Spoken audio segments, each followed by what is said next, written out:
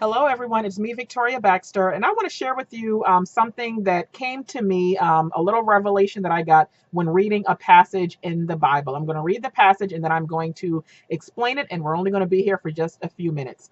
I'm in Matthew 25, verses 14 through 29, and I'm in the NIV translation. This is the parable of the bags of gold.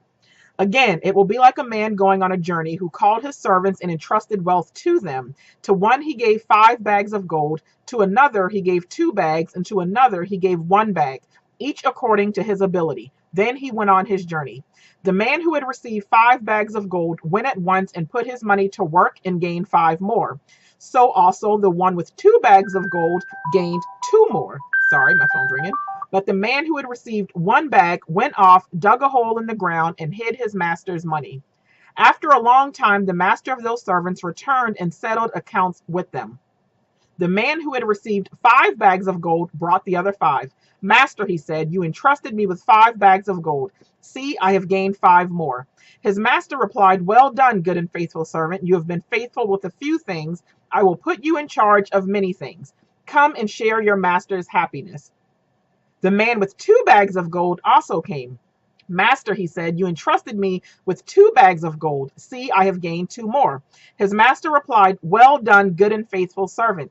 You have been faithful with a few things. I will put you in charge of many things. Come and share your master's happiness. Then the man who had received 1 bag of gold came. Master, he said, I knew that you are a hard man, harvesting where you have not sown, and gathering where you have not scattered seed. So I was afraid and went out and hid your gold in the ground. See, here is what belongs to you.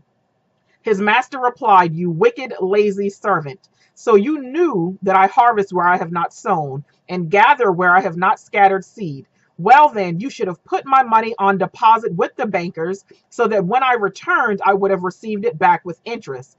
So take the bag of gold from him and give it to the one who has 10 bags. For whoever has will be given more, and they will have an abundance. Whoever does not have, even what they have, will be taken from them. Very interesting. I'm sure we've read this passage many times, and I wonder when you read this passage what you get out of it. For a few minutes for Wisdom Wednesday, this is titled, Why You Can't Get Ahead. I want to go back to verse 15, and it says, to one he gave 5 bags of gold, to another 2 bags, and to another 1 bag. Each was giving according to his ability. Perhaps this was a test or a lesson, knowing what number 3 was capable of. So why was he so upset and so frustrated that he only got something back in return? Really the same thing that he had actually given him. He didn't really get anything back in return. You gave according to their abilities.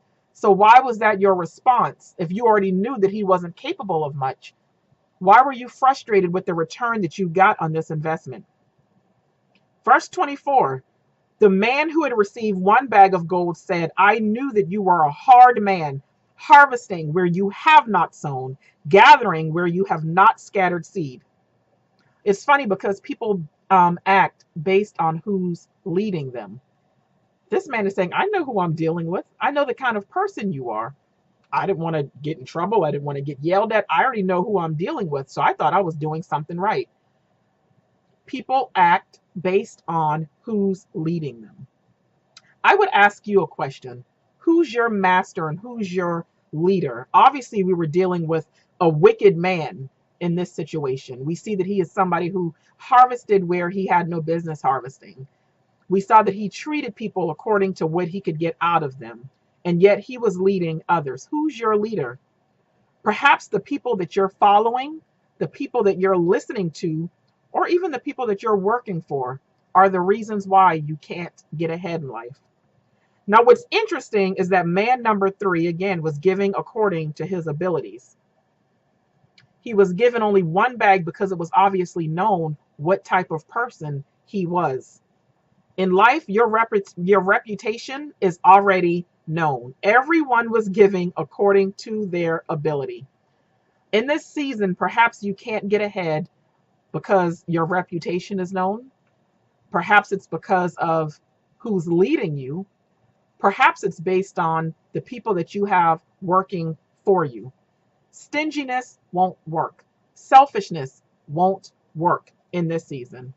What we see here is a prime example of how the rich get richer and the poor get poorer. I would tell you today on Wisdom Wednesday to be mindful of how you're carrying yourself now because it may limit what you receive. I would tell you be mindful of who's leading you because it may determine what you might receive. I would also tell you be mindful of what you entrust to others because it may determine what you receive. Perhaps out of one of those 3 points, something struck a chord with you today. Maybe something's going to stick with you and it's going to make you evaluate what type of worker you are, what type of leader you are, what type of reputation goes ahead of you. Let that sink in today for Wisdom Wednesday. God bless you all.